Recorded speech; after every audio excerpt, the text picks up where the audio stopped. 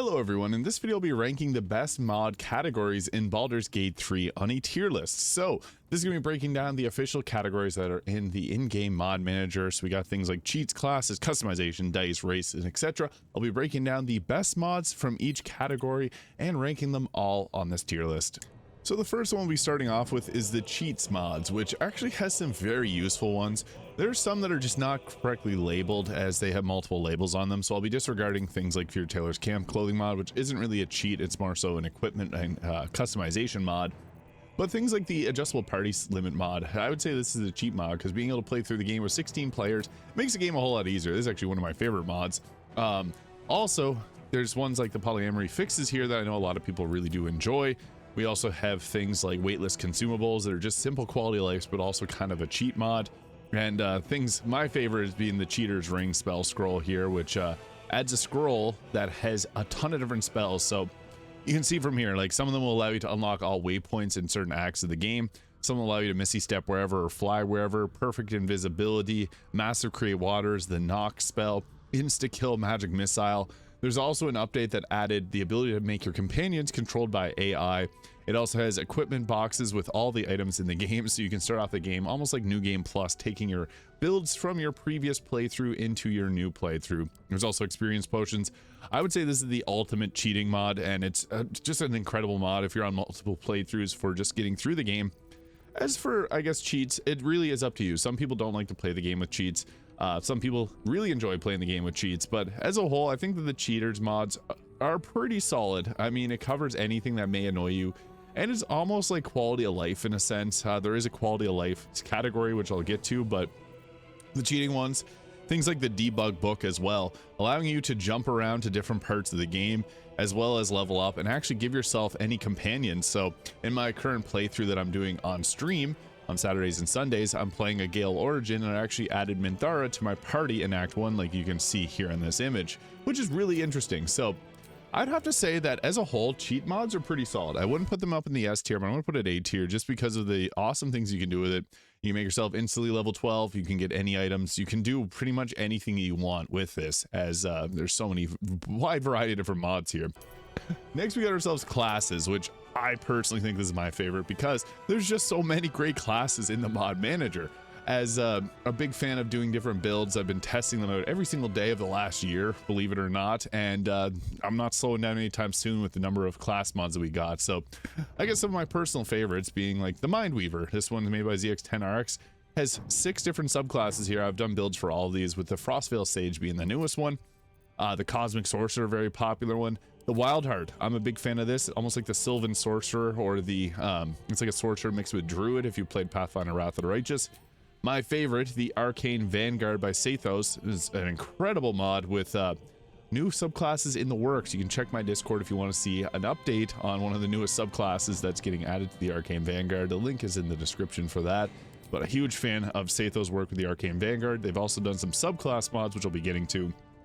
You got things like the Witch class, which I know a lot of people enjoy. The Accursed being a higher risk, higher reward class. Battle Mage being like a half caster, melee attacker. Dread Overlord, which I wouldn't consider a class mod, it's actually a subclass Warlock mod, but it's also got the subclass tag, which I'll get to it eventually here.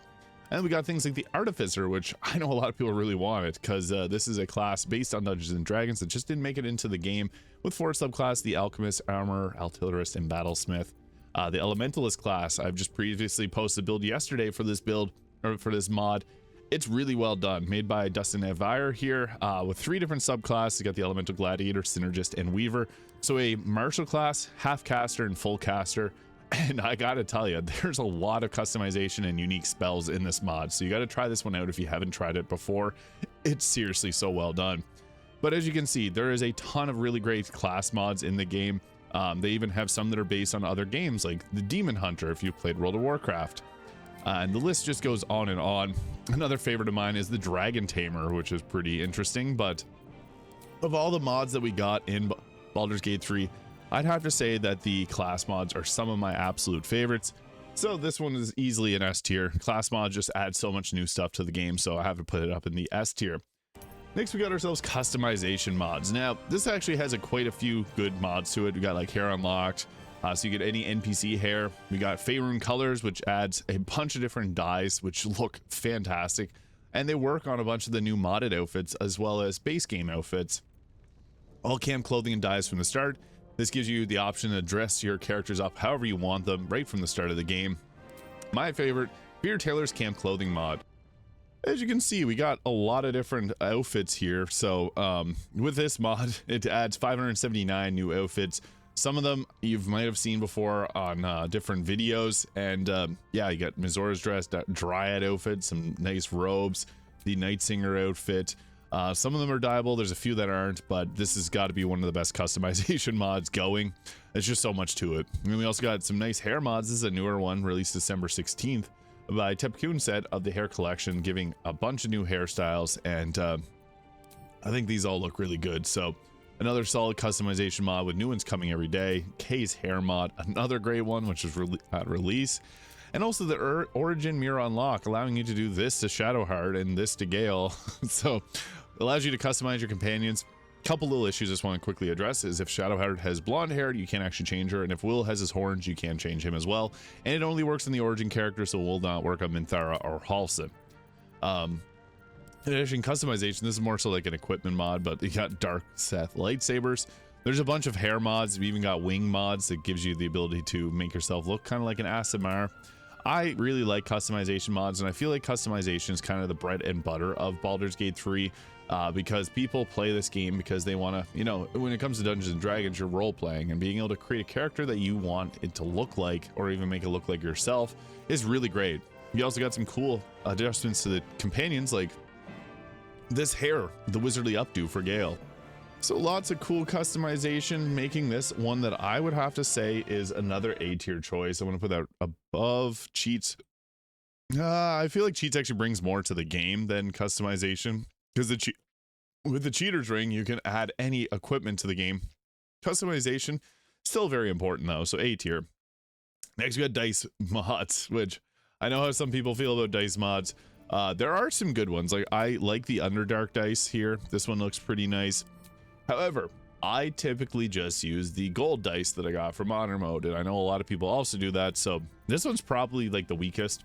We do get some cool mods like the Mysterious Artifact die. I think that people are cooking with the designs. You can see there's some pretty cool ones like the Bane dice, the Shard dice there. We haven't really seen a whole lot more dice get added to the game though. There's a ton of them right at the start of the game, and or start of modding. I'm actually gonna put the dice. The D tier stands for dice. D for dice. Perfect. I know a lot of people hate them, and I just like the gold dice, to be honest. I don't really care too much about the dice, and I know a lot of others don't. But next we got ourselves, I guess we'll go equipment mods, so let's rearrange that. And so equipment mods, there's a lot of good ones. Most notably, the Fades equipment distribution, which sets items in random spots, or not random, but they put them in specific spots throughout the game, so you can get some of their other mods, like the Wands and the Weave wizard equipment. They'll give you a bunch of wizard-based items throughout different spots in the game. Equipment in this game goes really hard, because we got some really solid ones, and we're seeing more and more get added every single day. I really enjoyed the lightsaber mod for obvious reasons. As a Star Wars fan, this is the best Star Wars RPG that we've gotten since Knights of the Old Republic, so that is cool. But with Fade's equipment distribution, there's Ranger, there's Druid, there's Monk, there's Cleric, and there's more coming too. We've also got some really cool mods like the Viper Carbine by Skirby here. They've made a lot of great mods. This is perfect for the Artificer. It gives you a gun, and I know a lot of people really want that, so we also got Katanas. The Eastern Super Pack also gives you shurikens, which you can throw at enemies, which are pretty cool. Treasure Trove, adding 500 new items between equipment, between weapons and armor. There is a lot going on with this mod, and it's very well done. But as far as equipment goes, there's a lot of really great ones here. I also really like the Mjolnir and Stormbreaker. So again, we got Star Wars fans got mods, we got Marvel fans got mods, we got shotguns here, so you got it all really. There's just so much when it comes to equipment. There's even some haunted loots, which allows you to perform with Alfir the Bard. I think that's really awesome. Mana Flare weapons. These gives you these glowing weapons that you can attack with and also cast with. It's just, there's so much when it comes to equipment mods that I have to say that equipment's also going to be in the S tier.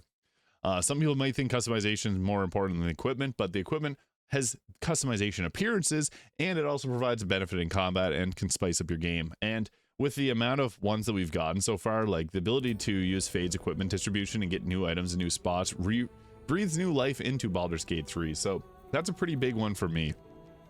I guess next we'll go to races. So the race mods I think are pretty well done.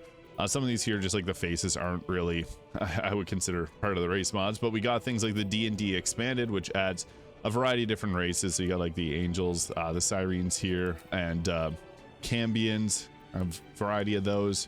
We also got goblins in this, and you can see you got Cambions, sirens, Kender, Goliath, goblins, half giants, tall fellow halflings, Avariels, and the list just keeps going and going. And sub races, they got different types of giants. So this is really cool because it adds a bunch of D&D based races. We also got some other ones like the Asimar playable race mod by Rosprey, who's made a lot of great mods. This is hopefully will come to console at some point. We also have things like Thunder's extra races, which is another big compilation of mods that adds a bunch. Like you can play as a bugbear, you can also play as a genie with a mustache, you can play as a dryad, you can play as a woodwode, a kobold, a myconid, a glut, goblins, and much more. So there are some issues with getting these to console, unfortunately, but we'll maybe see it soon. You also got things like the nymph race mods, skeleton race. I'm a big fan of playing as a bony skeleton fella. Shadar Kai, I know a lot of people want to see that as well. Archdevil, so much more. Genocide, the astral elves, fiends, kobolds playable race. Yeah, there's just so many here that I think are worth checking out. So I'd have to say race mods probably go in the A tier as well. I typically just play as an elf, I'll be honest with you guys. You guys see it in my videos. I like just playing as an elf. So that's what I personally do, but I know a lot of people want to play as a kobold, so all the power to you guys. Doing a full playthrough as a character like that, it complicates some things. Like I don't think that they're absolutely perfect, as it can't be. Like it's impossible to have a kobold go through the normal romances in Baldur's Gate 3 and things like that. So I'd have to say A tier for races. Next, we got ourselves quality of life mods. So there's actually a few good ones in the game. Again, this kind of blends with cheats, like the all camp clothes and dies from the start. That's basically a quality of life, giving you so you don't have to wait till Act 3 to get some of the best camp clothing, as it doesn't provide any combat benefit, but it just gives you so much enjoyment in camp. And I guess quality of life could include things like Faerun colors. This doesn't really count as quality of life. It's almost the opposite. I really like the encounters mod, but weightless gold, again, almost like a cheat mod. Better inventory UI. This is also a UI mod, so defining quality of life is tricky. I'm a big fan of this mod. If you haven't seen it before, facial animations makes your character make more faces, just add idle. Show camp notifications, so this will let you know when someone has something they want to say to you at camp. And I guess there's some other ones like Immortal Scratch. This is quality of life, but also kind of in a cheat mod, as you can see, double labeling here, making Scratch immortal. Yeah, there's quality of life, I would say, is more so like UI is considered quality of life. There's a lot of really good ones, but it's hard to break this apart from the other types of mods. So I would have to, I might even just put this one into the B tier. I mean, the quality of life mods are great, but some of them fall under another, you know, like some of these are actually other ones. Like the mod manager fixes, this is kind of quality of life, but it's also a little bit UI. So it's kind of the hardest one to define, as most of these fit to another category, but we'll put it in the B tier. It's not a bad group of mods, but hard to define. Next, we got ourselves the spells mods. Now, there's actually quite a few spells in the game, and I think that that's awesome, because the more spells we got, the better. Mistress spells being the most iconic of the spell mods. This adds 132 new spells to the game, with some fan favorites like Green Flame Blade, Summon Red Dragon, Booming Blade, Pull the Dead, Steel Wind Strike, Planar Calling, or Fiend Calling. We got Harm. We got a bunch of Tensor's Transformation. There's so many cool spells that come with Mistress Spells mod, and I think that this is definitely worth trying if you've never gave it a shot before. My personal favorite is level 3 spell Tidal Wave, which gives you Create Water with Prone and Damage, and it's great for setting up Cone of Cold. But also some other fun ones, I guess, for spells. There's also the water spells. I'm not seeing a whole lot of spells mods here. We also got Secret Scrolls, which is kind of spell mod, basically making it so you can get scrolls of all the spells that you normally couldn't get in the game as scrolls. And you can see there's actually quite a few spells that don't have scrolls for them, so this is nice to now get them. Some of them make the game a little bit overpowered, but hey, that's part of the fun of using mods. There's also the water spells, which I'm having a hard time finding right now. We also got elemental cantrips, giving you like a water bolt, divine bolt, just does a 1d10 of an whatever type of element that you want. It's pretty cool to see those. There's the water spells mod. So this one adds a bunch of new spells related to water. As you can imagine, I enjoy that because I love cold spells. So the thing is, there's not that many spell mods at this current time. And there's things like the 5e spells, which is just similar to the Mistress spells mod. I like the ones that we got available, but I feel like this category as a whole is also kind of lacking. I'm going to put it in the B tier. It could be a little better, but I mean, there's bit of complexities with making spell mods. I've tried to make some myself. I made a chain lightning level 3 spell that's a weaker chain lightning, and yeah, I was having troubles with it. But it works. But yeah, it's not the easiest thing to create spells. So maybe we'll see a bunch more in the future, but it's also hard because you have to, adapt a rule set. Most of these are adapting the Dungeons and Dragons 5th edition and using spells from there, but you can only really do that once. And then if anyone else does it, it's not going to be the same. People already have, there's 1.5 million people that have downloaded Mistress spells. So that just goes to show. Next, we got ourselves subclass mods, and you're going to see some that are actually class mods, but subclass mods I would consider like Cosmic Sorcery. This is a sorcerer subclass. It adds a bunch of spells that are unique to the sorcerer that it's a class from the base game that has a subclass, basically. My other favorite here is the 5th edition fighter subclasses combined. I previously did a video talking about this over the weekend. What's nice about this mod by Sumer Dagnoth is it adds a ton of new subclasses to the game as a fighter. The Arcane Archer is no longer available as it's going to be added in patch 8, but things like the Banneret, Purple Dragon Knight, the Brute, Cavalier, Psy Warrior, Rune Knight, Samurai, Sharpshooter, so many cool mods in this, and I just want to point this one out because it's fun. But we also got ourselves my favorite as well, another favorite, there's a lot of them here, but the Dread Overlord Warlock. This is the best Necromancer build that I've ever used in a video game before. It's seriously so good, made by the Dread Overlord themselves. Yeah, this one's fantastic. But we also have things like the Blood Sorcerer, which is a high-risk, high-reward class. I think this one's really fun as well. Twilight Cleric, it's a cool class. It gives you some extra dark vision. The Umbra Warlock, just recently released on console. This one is cool as well. Celestial Warlock being a radiant damage focus warlock. Not my absolute favorite, but it can be cool. The Spellblade Wizard. Like, there is a good number of spell subclass mods that are fun. War of Conquest Paladin, Horizon Walker Ranger, College of Dance Bard. There's also the Sumer Dagnoth also made one for the Barbarian subclasses and the Monk subclasses, so go download those if you're interested, because they're very, very well done. There's also the Way of the Forest Monk. So I'd have to say subclass mods also go up into the S tier just because there's so many high quality ones. Obviously, there's a role-playing game, so subclass mods and class mods should be expected to be some of the best, and the modders have delivered on that. Next, we got ourselves UI mods, and this is again why I put the quality of life a little lower, because the UI mods are awesome. Kate's creator from Ukraine here has made a ton of great mods here, so better target information will show you what targets are weak to what, and at a glance gives you a bunch more information. Imp UI, this is like a requirement for so many mods.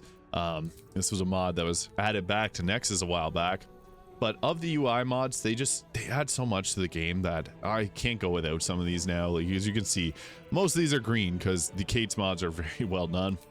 I also really like this one, which will show whenever you do dialogue. Like, this will make you date Shadowheart. This will give you this with Minthar, and this with Shadowheart, and this will require difficulty challenge 16 dexterity check, and it'll show if certain dialogue options allows you to go back to previous options. So really cool quality of life and UI tied up into one.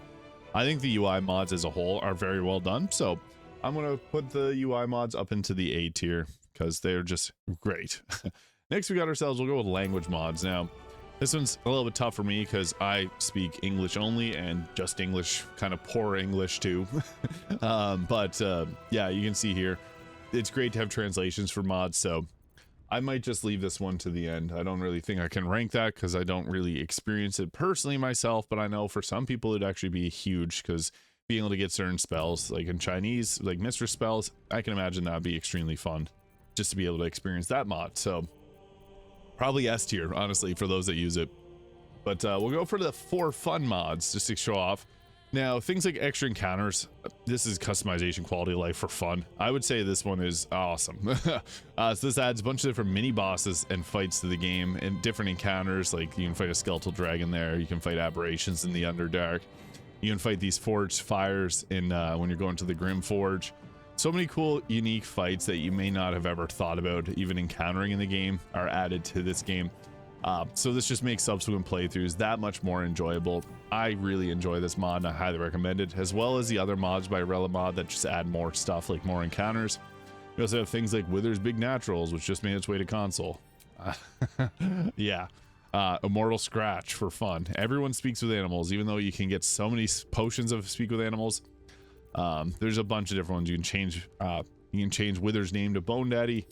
I don't know how I feel, because there's not a lot of really great mods here, and most of them belong to another category altogether. So yes, they're for fun, but like a class mod, it is for fun, but it's also a class mod. Hand cannon, this is an equipment mod too, also another mod by Skirby that I really enjoy. So for fun mods, I'll probably just put in B tier just to have it neutral, because I mean there's just so many good ones that kind of belong to other categories. But visual effects, this is another category that I feel like doesn't really have a distinct amount of mods yet. There's some that I really like glowing equipment. This mod makes it so that your equipment can glow like that. You have a spell that you can turn on that makes a lot of different ones change. Like the metal pieces on armor will glow now.